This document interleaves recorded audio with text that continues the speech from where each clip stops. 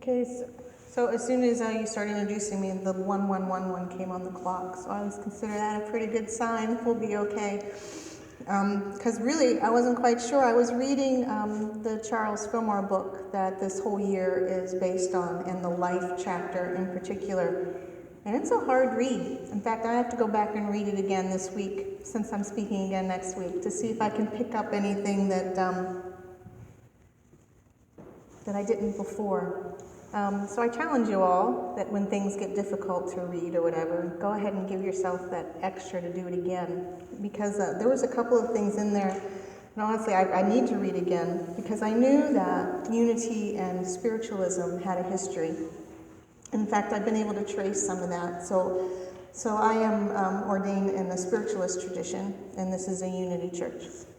But they're so ridiculously similar. It's almost like talking about Catholics and Lutherans. You know, it doesn't, in terms of the mindset and the philosophy. But within that chapter, I could see some of where the rift took place, on why there was a separation. Because he talked a lot about not buying in so much to having to hear your loved ones through a medium. Well, after last week's service, I was like, well, that's interesting. What are we going to do with this chapter? Because that's the chapter we're on, the life chapter. And this was in the end of it. Within the chapter, though, he also talks about not totally denying your bodily self, which I could see how some of that would feed into what he was saying at the end, by not needing to just talk to the spirits. Because there is a level that we are here, and you need to pay attention to your body, whatever that is, and to love it for whatever it is, whether it has challenges, whether it's ultra athletic, whether it needs to use sign language, whether, all of those things. And to somehow align your body with your heart and your mind. And I know we hear that a lot. But in that particular chapter, how many of you have read the book yet that this year is based on? Not money, okay. The 12 Powers. Okay, so the life chapter is actually the last chapter in the book. And it's not even called life. I mean, life's in the title, but it's... so just so you know, it's the last chapter when you're reading through. And he does talk about needing to, because we do talk a lot about, especially when Christians hear, that you are not your body, that you're so much more than your body, that the inside soul connected to the spirit, and you're connected to everything, and all of that is completely true. Completely true. And in fact, that's probably where I was taking this before I delved into that chapter more. And he kept bringing us back to our physical selves. What does it mean to be physical? And how do you integrate that experience and let it be okay? And not have to dwell so much on the spirit world. Because we all want to be there. That's a given. We all want to be with the spirit world, with the spirit people. And one of the things, when you do mediumship training, like I did, you talk about how it's a connection, but you don't stay there. That you still have to live your life here and learn from it. So that's another reason why I need to go back and read, because I'm like, well, maybe that's what he was talking about more than anything. That we have to remember we have a purpose here now, already, that we need to experience in whatever way that is that we need to experience, and whatever perception that is as well, because our perceptions are not going to be the same as everybody else. I know you've heard me talk about Ken Wilbur before, and he is an amazing philosopher. Please look him up. There's a new hour-and-a-half lecture he has on YouTube where he summarizes a lot of his teachings, which is fantastic. The way he can try to summarize it into an hour and a half, at least it's a little tangible instead of reading, the massive volumes of words he's put out on paper. But even within his philosophy, he talks about we can have these amazing spiritual experiences in this body, but our perception for our learning at the time is going to color how that perception plays out in our life. And then how do you grow up in that? How do you take that and allow it to be more than what it is? Now for Ken Wilbur, one of his examples is take any kind of philosophy and go to the fundamentalist level of it. All right, so let's say you had this grand, beautiful spiritual experience. You know you were touched by spirit. You know you had a moment with God. You know that. But your total learning set is within a small box of philosophy. And let's call it any fundamentalist philosophy. You know, it's kind of narrow. So your experience with spirit will be within that box. That's what he talks about. So we can to recognize that everybody is having spiritual experiences all over the planet, all the time. You're not alone. But the life part of it is, how do you break that down? And how do you make it true for who you are? And maybe you start off in a box, all right? But then do you allow yourself to grow with that or not? Do you allow input? Do you allow more than what you know now? Do you allow yourself to be irritated by other points of view to figure out what yours really is? Sometimes I think our most growth is through irritation, if you allow it to go that way. You know, to go back and reread or rethink. And I think maybe more than anything, that's what Charles Filmore was talking about, is to allow that. So he, in line with Ken Wilbur, who's this philosopher that's, you know, beyond, I think, in thinking, because to allow for that, you need to wake up and realize you're having some kind of experience. And then to allow yourself to grow up in that experience, to allow your life, to allow that perception to change, maybe a little bit. So when I was in college, I was probably 17 or 18 years old.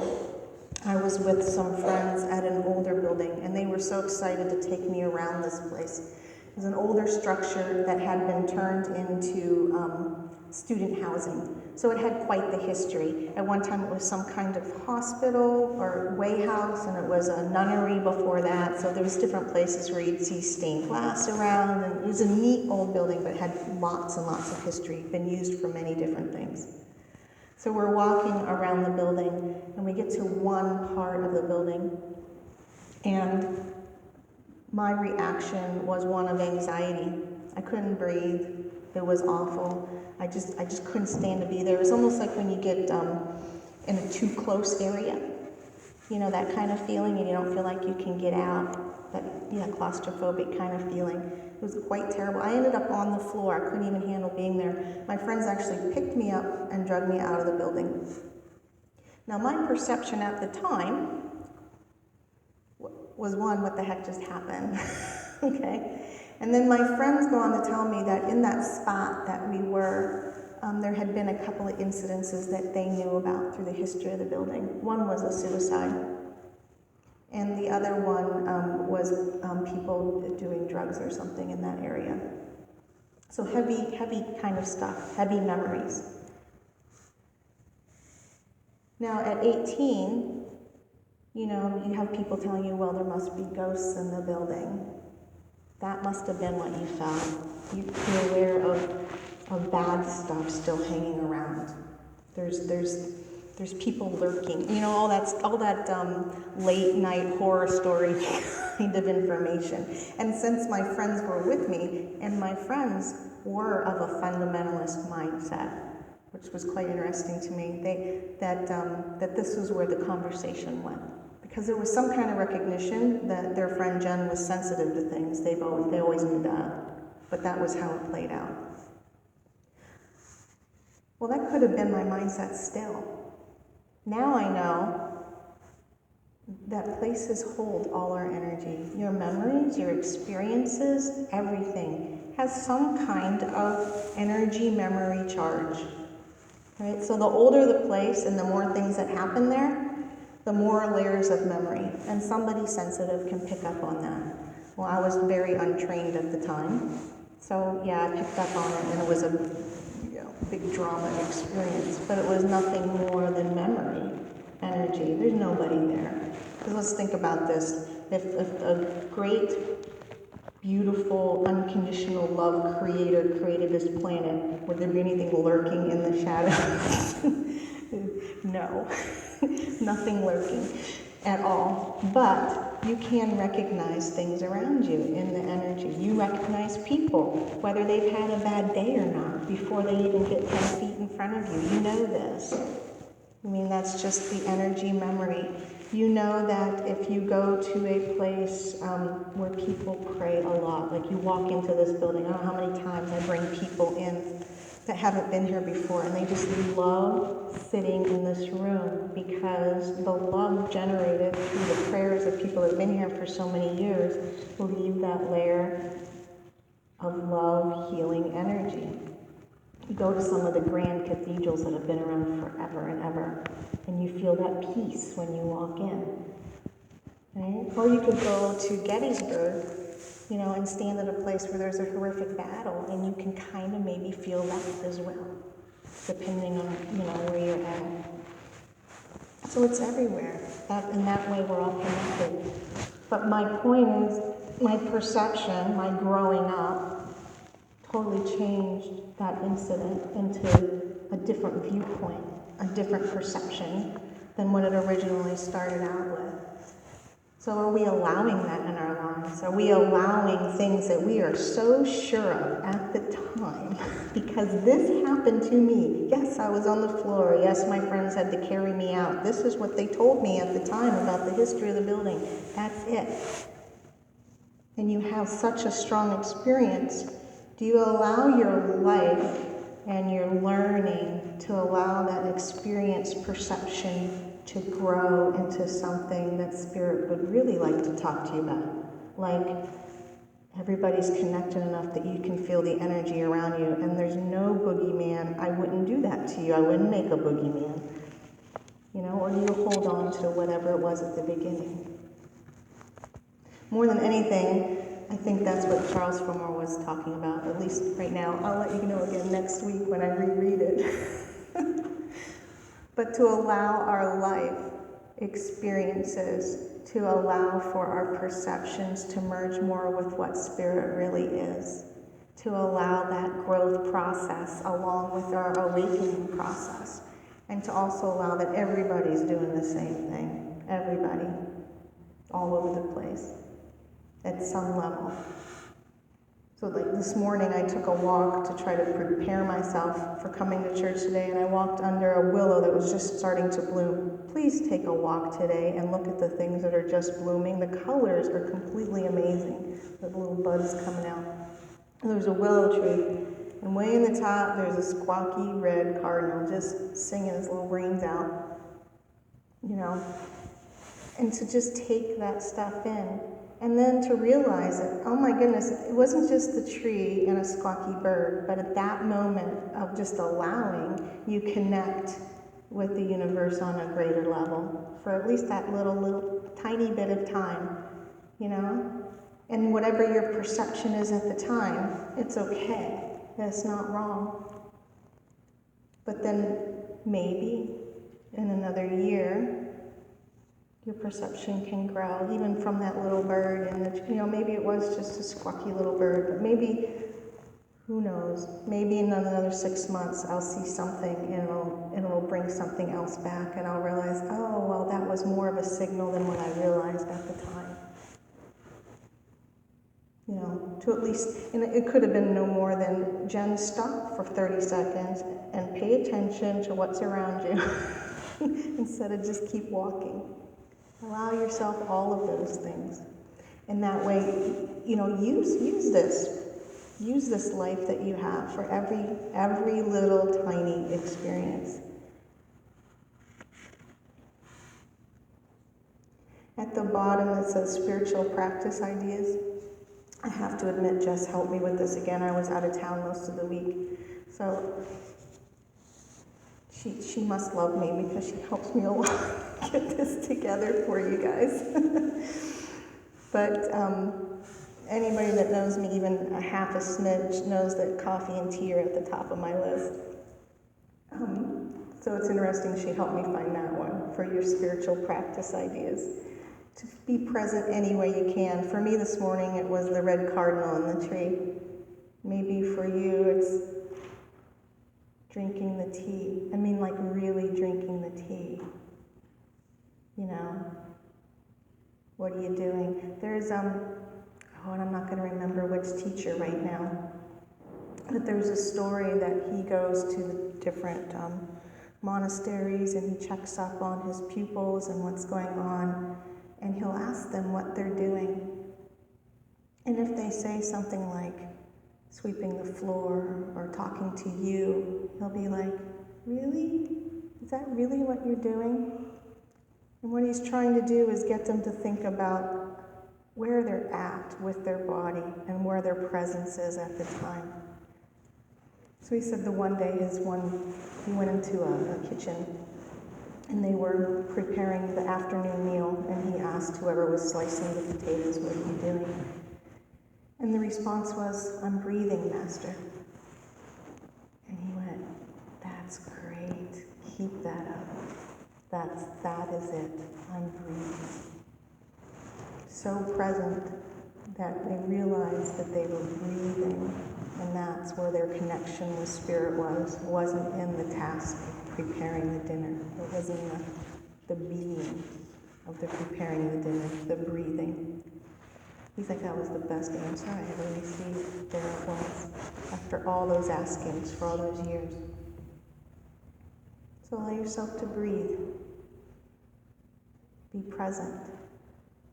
The spiritual practices are all about just taking in life moment by moment. Your surroundings, your breathing, being grateful for just where you're at right this second, right now, and nothing more.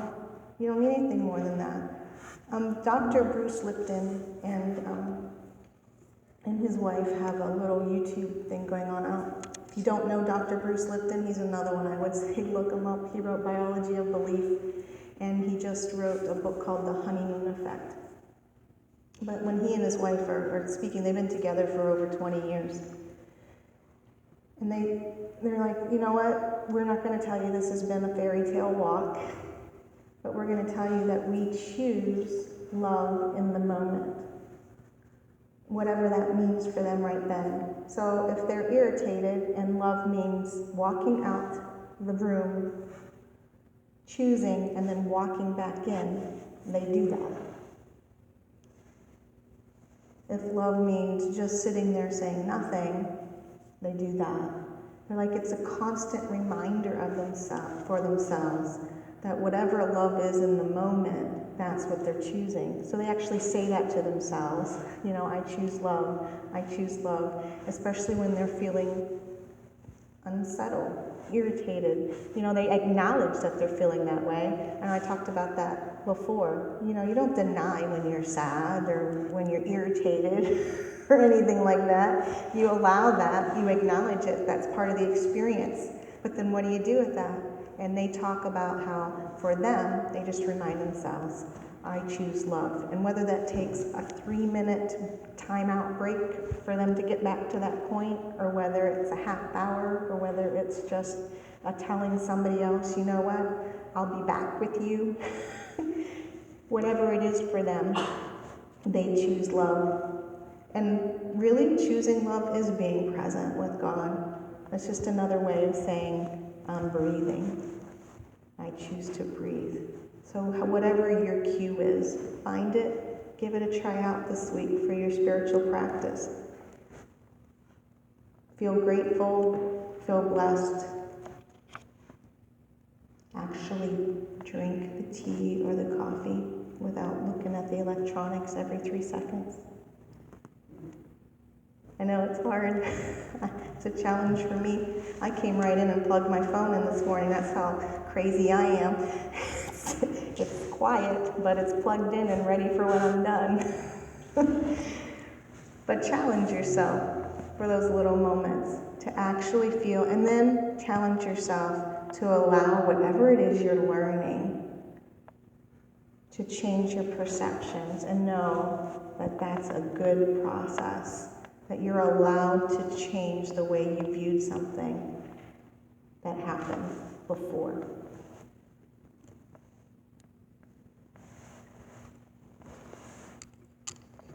Thank you so much. Have a great day.